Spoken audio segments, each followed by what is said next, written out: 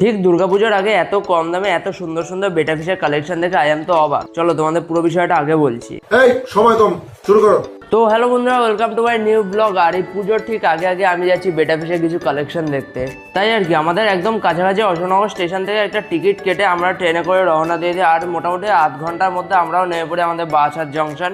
আর হ্যাঁ, তোমাদের বলে রাখি আমি কিন্তু বাসার চাপাডালি মোড়ের কাছাকাছি এই বেটা ফিশের কালেকশনগুলো দেখতে এসে। আর তাছাড়া এই দাদা আমাদের গাইড করে নিয়ে যাচ্ছিল সেই লোকেশনের দিকে। এবার আমি দাদার ঘরে ঢুকতে সর্বপ্রথমে দাদার নিউ স্টকগুলো দেখলাম, আর এগুলো কোয়ালিটি সত্যি খুব ভালো ছিল।